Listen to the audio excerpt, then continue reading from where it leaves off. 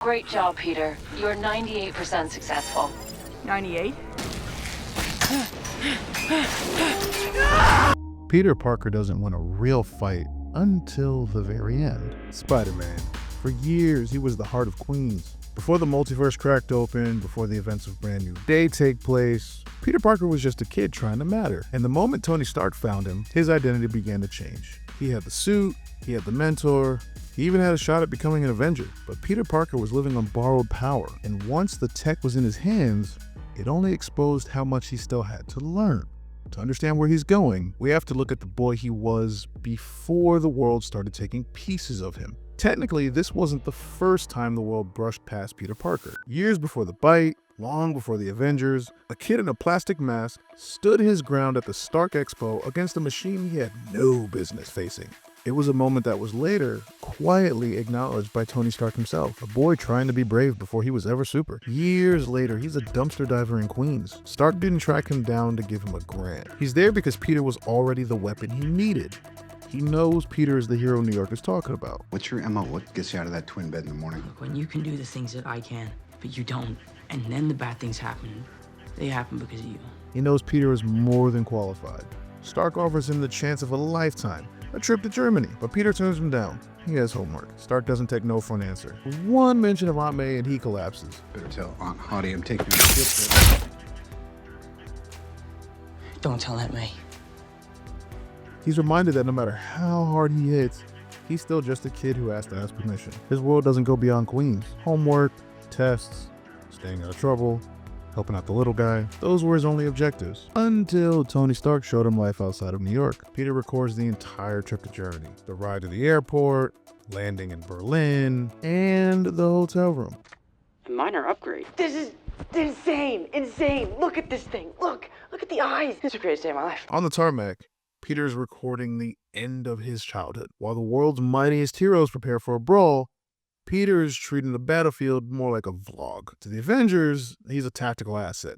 To Peter, this is an audition. He tells Captain America he's a fan after stealing his shield. But the moment the first hit lands, the fanboying ends. He needs to ask Tony what to do next. In that one question, the illusion of competence shatters. This isn't a kid getting his big break. This is a 15-year-old realizing he's the only person on the battlefield who doesn't understand the stakes.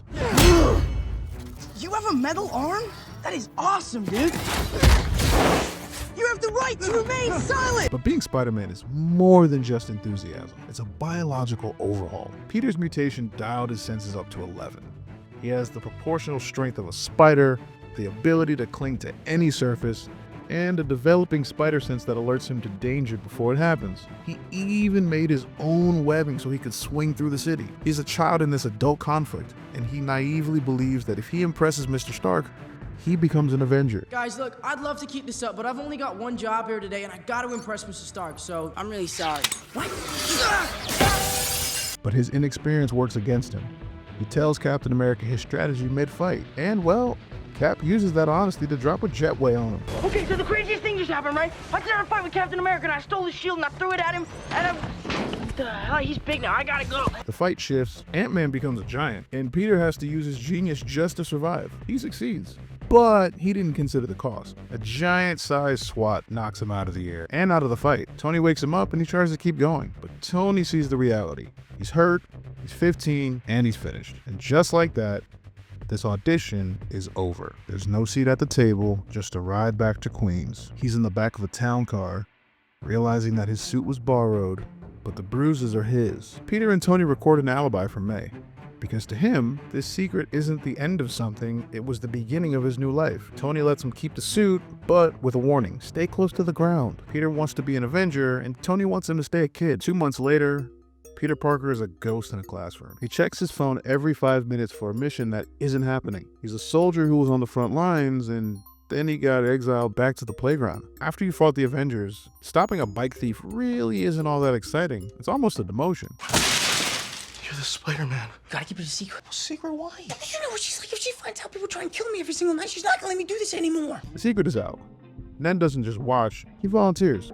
And suddenly, his secret isn't a burden, it becomes social currency. He's at his crush's party on a dare, He's a hero trying to be a teenager, but he's failing at both. He leaves the party early to chase a lead, a high-tech weapons deal that feels like his ticket back to the Avengers.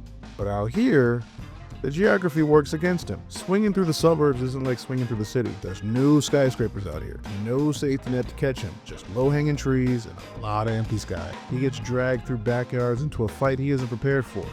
And then he's plucked out of the sky by the vulture. His parachute deploys in the wrong direction, and Peter gets dragged into the water, tangled in his own tech. He's drowning in the very power he thought would make him an Avenger, until the man who gave him the suit comes to pull him out. What were you thinking? The guy with the wings is obviously the source of the weapons. I gotta take him down. Look, forget the flying vulture guy, please. Peter ignores the warnings. A near disaster at the Washington Monument and a stint in detention should have been his wake-up call. But Peter isn't looking for a lesson, he's looking for a win. He tracks the weapons deal to the Staten Island ferry, convinced that if he can just close this case, he can finally become an Avenger. On the ferry, the Stark internship fractures. Tony calls to offer a rare compliment, but Peter ends the call. He's choosing the mission over his mentor. He blindsides the dealers, but his inexperience turns a tactical bust into a war zone. The FBI was already there. The trap was set, but Peter's interference gives the vulture enough time to suit up. His weaponry doesn't just fire, it slices the ferry in half, turning that ship into a sinking graveyard. Peter literally tries to hold it all together. Great job, Peter. You're 98% successful. 98? Yeah, Spider-Man! 98% success rate isn't enough to fight physics. He's hanging between two halves of a dying ship, holding on for dear life as the water rushes in. And then the tension drops. Not because Peter succeeded, but because Iron Man arrived to clean up his mess. The fact is, if Tony doesn't step in, that ferry sinks. And then Peter has to spend the rest of his life knowing he's the reason so many lives were lost that day. In the aftermath, the mission turns into an interrogation. Everyone else said I was crazy to recruit a 14-year-old kid. I'm 15. No, this is where you zip it. All right, the adult is talking. Peter tries deflection. He even blames Tony for not listening. But Tony sees the truth that Peter is too young to admit. He wanted Peter to be better than him. Instead, he watched Peter repeat his worst mistakes. The suit is taken back, the power is revoked. Okay, it's not working out. I'm gonna need the suit back. Please, this is all I have. I'm nothing without this suit.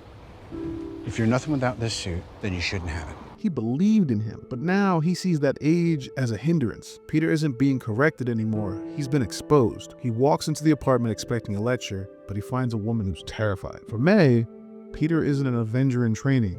He's the only thing she has left in a world that already took her husband. She's called 5 police stations. She's called Ned's mother. Peter tries to play the teenager card. He tells her to relax. He tells her he's fine. But May is done with that. She knows he's sneaking out. She even knows that he didn't stay in his DC hotel. She doesn't want an alibi. She's just asking for the truth. It's just me and you, she tells him. And in that moment, the hero collapses. Lost a Stark internship. What?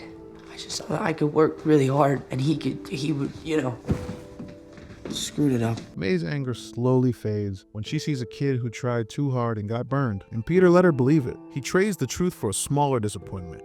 He'd rather May think he's a failure than know he's been in danger. After everything, Peter tries to do what Tony told him to do. He goes back to school, he serves his detention, he starts the slow, quiet work of putting a normal life back together. But the problem isn't that Peter can't be normal. It's that he knows normal won't make a difference. He's seen the weapons, he's felt the fire. But for now, the catastrophe is replaced by a corsage and the anxiety of a homecoming date. And the moment Adrian Toombs resurfaces, Peter doesn't hesitate.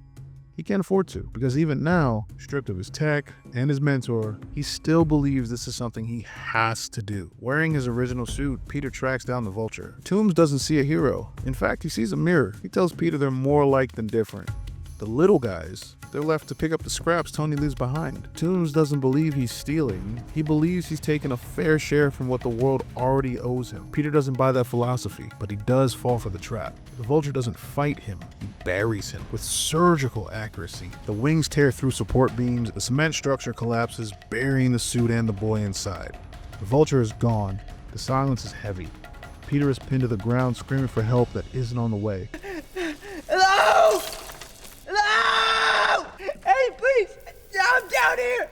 I'm stuck! He looks in the puddle and he sees his own face, half masked, half terrified. He's waiting for a mentor to fix this mistake he made, but no one's coming. Under the rubble, Peter isn't fighting the weight. He's fighting this idea that he was never enough without the suit. Come on, Spider-Man. Come on, Spider-Man. Come on, Spider-Man. And for the first time, he wins. He isn't Spider-Man because of the suit, but because he steps forward even when he isn't ready. And from that moment on, Peter stops trying to prove he's ready. He doesn't chase the title anymore. He's doing the job. It isn't perfect. It's not flawless, but now he's doing it with the one thing he didn't have before: clarity. When Vulture makes his move, Peter doesn't rush in to win a fight. He stays with it through the chaos, through the crash, through the fire. And when the dust settles, Peter doesn't leave Toomes behind. He saves him from his own malfunctioning tech. Toomes is in custody, the heist is over, and Peter gets taken upstate to the Avengers compound. I was wrong about you.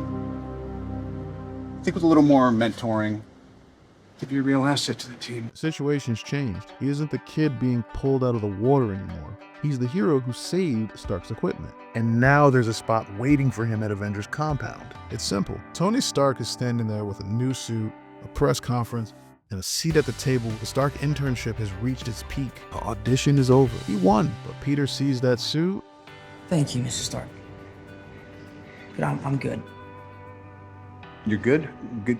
How are you good? He turns it down. He chooses the subway over the Quinjet. He would rather be a friendly neighborhood Spider-Man than be an Avenger responsible for the world. He realizes that if he's nothing without that suit, he isn't ready for that title. But if he has the grit to be a hero in a hoodie, then he doesn't need the title to do the work. That results in a rare moment of mutual respect. Tony lets him walk away. He lets him be a kid for a little while longer. Peter returns to Queens and finds the original Stark suit waiting on his bed. He puts it on, not as an employee, not as an intern, but as the owner.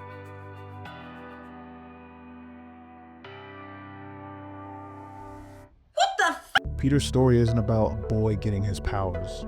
It's a story about learning how to handle them. He started this journey chasing a shadow, trying to fit into a mold cast by a billionaire. He spent his social currency on a lie and nearly drowned in the depths of his own ambition. But under the weight of that collapsed building, the hero was born. Peter Parker learned the hardest lesson in this archive. Power isn't something you're given, it's something that you justify every time you get back up. He chose to stay close to the ground, to be the safety net for the people the Avengers fly over. But the peace of the neighborhood is a fragile thing, because while Peter is learning how to be a hero, the world is moving towards a conflict that doesn't care about neighborhoods. The archive continues. The stakes are about to be universal, and Peter's spider sense is the only thing telling him that the quiet in Queens is the eye of the storm.